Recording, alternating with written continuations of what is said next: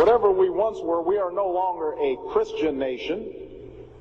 We are also a Jewish nation, a Muslim nation, and a Buddhist nation, and a Hindu nation, and a nation of non-believers.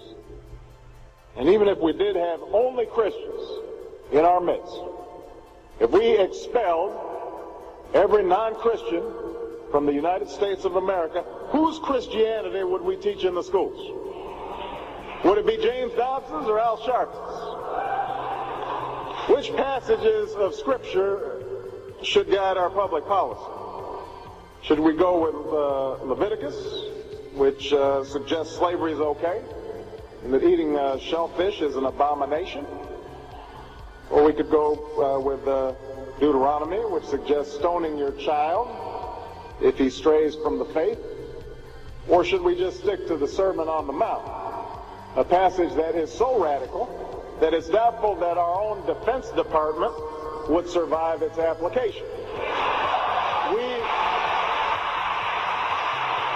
So before we get carried away, let's read our Bibles now. Folks haven't been reading the Bible. 2 Peter 3:3 says, "In the last days scoffers will come, scoffing and following their own evil desires." Welcome back to another edition of the Prepper Recon Podcast. Whether your plan is to bug out or bug in, CampingSurvival.com has all of your preparedness needs, including fish antibiotics, long-term storage food, water filters, bug-out bags, and first aid kits. Use coupon code PrepperRecon for 5% off your entire order at CampingSurvival.com. While you're at PrepperRecon.com, stop by the Prepper Recon supply store. We've got a great selection of Molly compression packs, hydration kits, and our new concealed carry tactical slings. All the packs and slings come with your choice of patch to let liberals know how you feel. We have some very cool Mulan Lab patches, Come and Take It patches, Sheepdog, Zombie Response Team, and matching U.S. flag patches. Of course, we still have our fully stocked Molly-compatible individual first aid kits as well. Just click the Store tab at the top of the PrepperRecon.com homepage. Today's guest is Hunter from the Inland Pacific Northwest, also known as the American Redoubt. Hunter's a longtime prepper and a friend of the show. Hunter, welcome back on the show. Hello, Mark. Thanks for having me back on. Oh, absolutely. It's always a pleasure to get to talk to you. Now, you guys have had some crazy weather out your way. Did you lose power in any of the recent storms?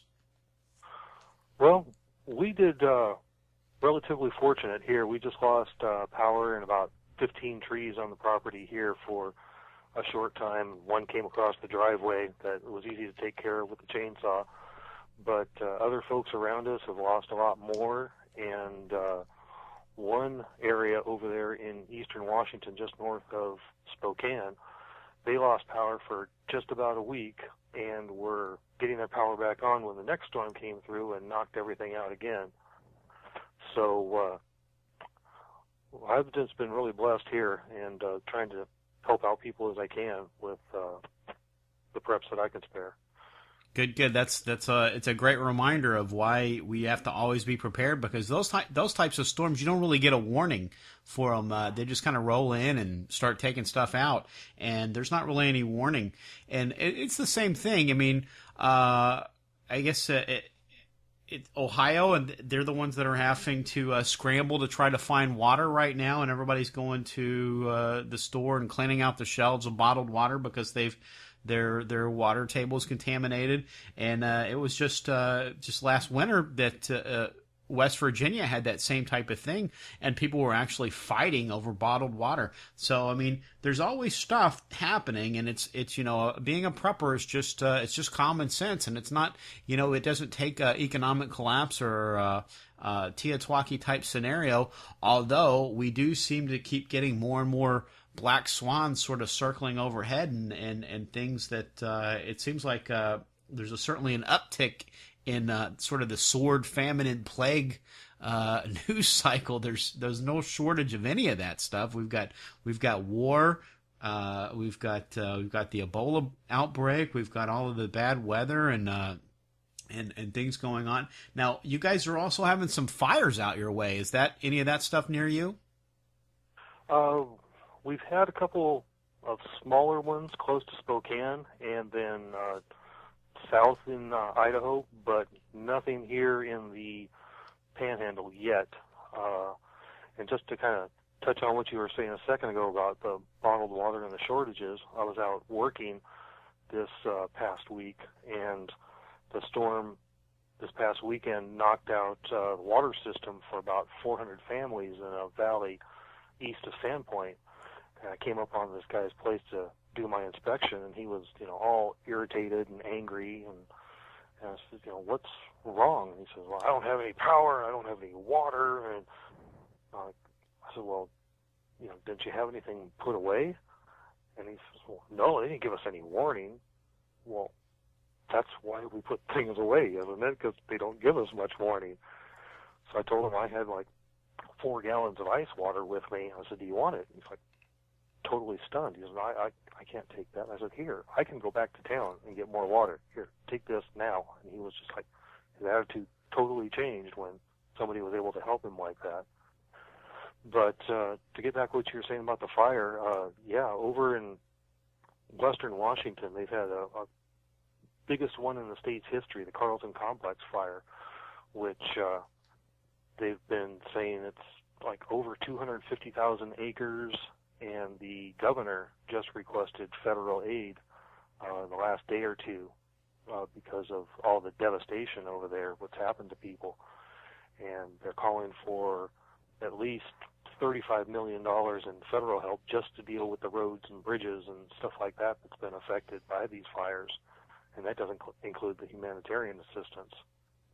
So if we look at what's going to happen as far as the economy there and how it's going to affect the vineyards and the fields and the croplands there, the timberlands, the vacation draw there, it's, who knows, you could probably easily have, $1 billion or more damage just in Washington alone.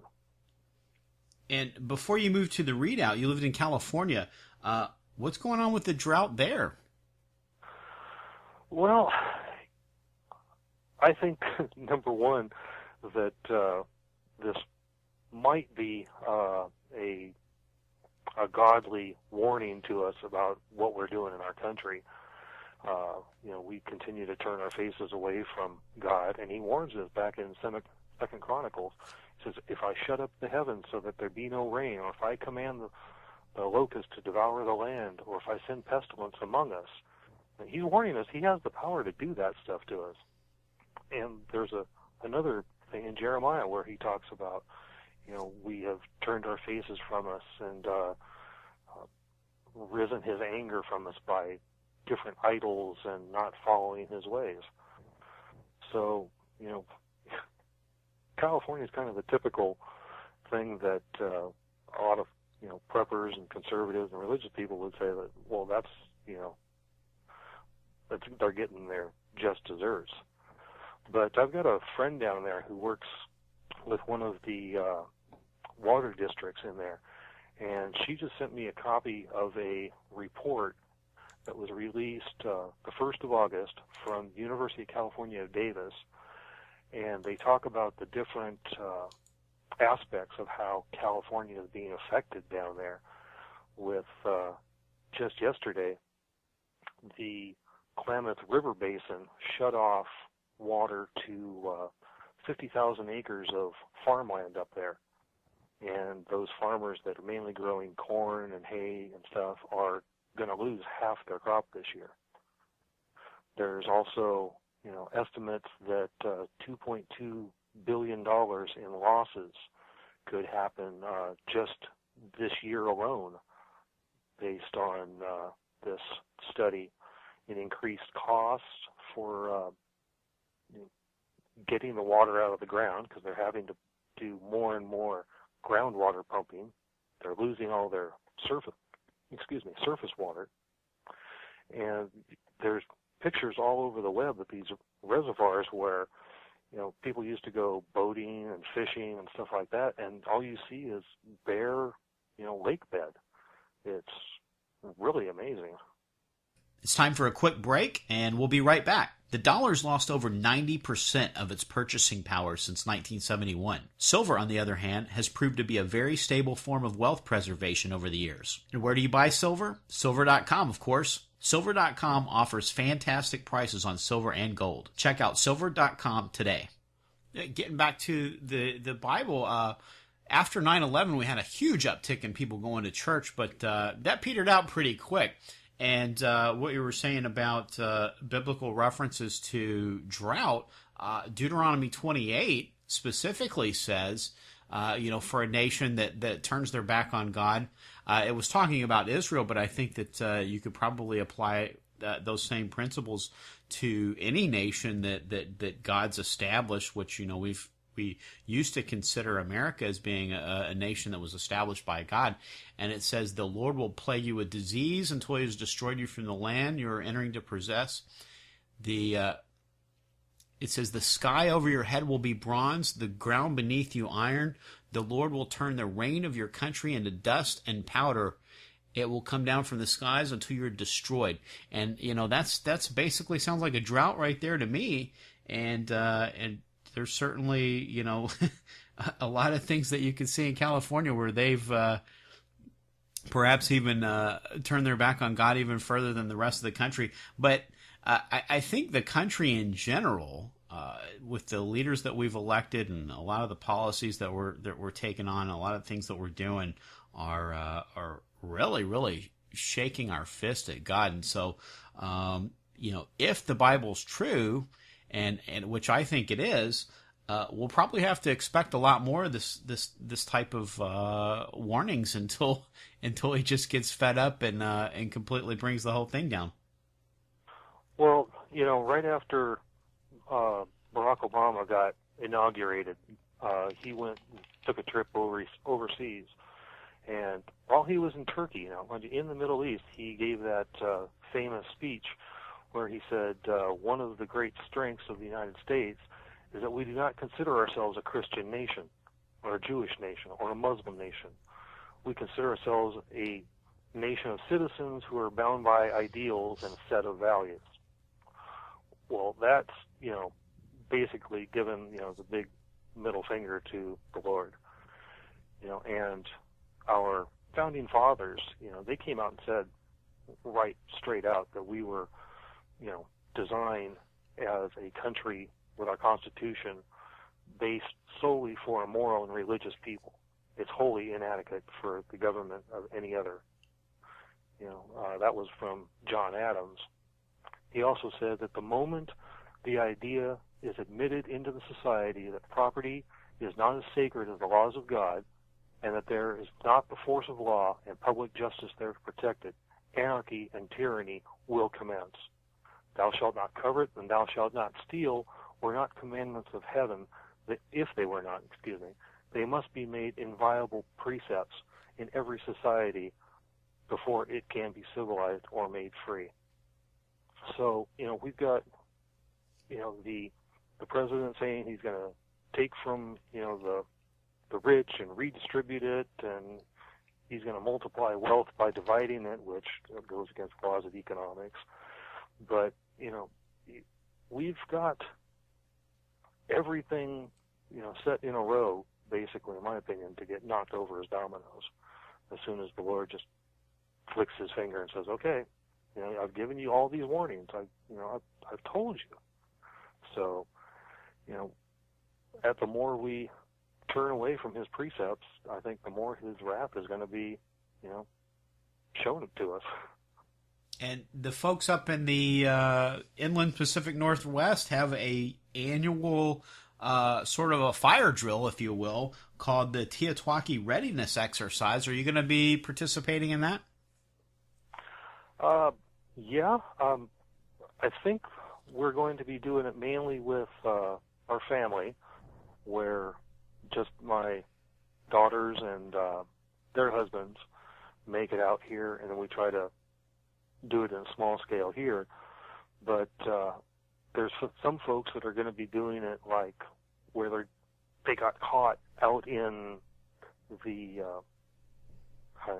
behind the wire, or out without a vehicle or anything, and they're going to try to make it home on foot in kind of a going home type scenario. That's very cool. And then for the folks that live in that area that want to participate in that, you can go to radiofreereadout.com and find out a little bit more about that. And it's going to be August, is it 21st, 22nd, 23rd? The 22nd through the 24th.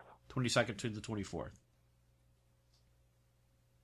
I think it's a fantastic idea, and for folks that don't live in the American Readout, and you want to do something like that, you can just grab your bug out gear and go camping for a weekend and sort of check out your gear and see what's missing in your bug out bag. Don't plan a camping trip. Just grab it and go.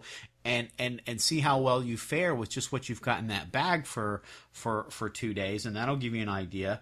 Another thing you can do is just turn off your breaker box and see how well you can make it on your generator or solar backup or whatever, and it gives you a chance to test out your gear and find all the failure points, because inevitably there's always going to be some failure points, and it's much better to find those failure points in a drill than on game day, wouldn't you say? Yeah, there's a group in northern Nevada that's been practicing mini T-Rexes up to this point and saying, okay, this is going to be our plan. But like you say, until you actually have to execute that plan, then that's when you find out, oh, I didn't think about this, or oh, I left that out. And, it's kind of eerie if you look at the scenario for that T-Rex. It seems to be becoming more and more current headlines with the rise of ISIS or ISIL or whatever you want to call it, the way they're spreading their influence in the Middle East. That's one of the facets that is set up in that scenario. It just seems to be kind of almost a prophecy. It's kind of scary that way. And I hope it doesn't become yesterday's headlines by the time the exercise actually happens. Yeah, no doubt. So in other news, Obama banned Russian-made AK-47s as a trade sanction against Russia. Do you think that sent a message to Putin? Well, I don't think he really cares about sending too many AKs to America, as he can only send them to Syria and stuff like that and mess with us there. That's, we're doing a proxy war, basically, against the Russians, except we're doing it, with other people's territory. And he seems to be just one step ahead of Obama, no matter what this guy seems to try here. Yeah, I think that if it was really an economic sanction that he was worried about, I think that maybe banning Russian vodka would have probably been a much more adequate measure for hurting them financially. but we didn't see that. Yeah, now we've turned around and Putin has announced the ban on importation of American foods and stuff. Yeah, no more chickens, no more eggs from America. We're going to have to eat them ourselves with our Russian vodka. That may not always be a bad thing, because what we're looking at in the near future with the cutbacks in harvests and stuff like that, and the probably corresponding rise in prices, we'll just help out the people who actually support us for a change rather than sending it to the Russians. Because we're losing a lot of fruit and nut trees in Northern California from the drought and from the and then also from the fires. Can you you sent me something in an email about some of that? Can you expand on some of that? Well, according to my friend's information, it basically takes 8 gallons of water to make 1 almond nut. So the farmers and stuff.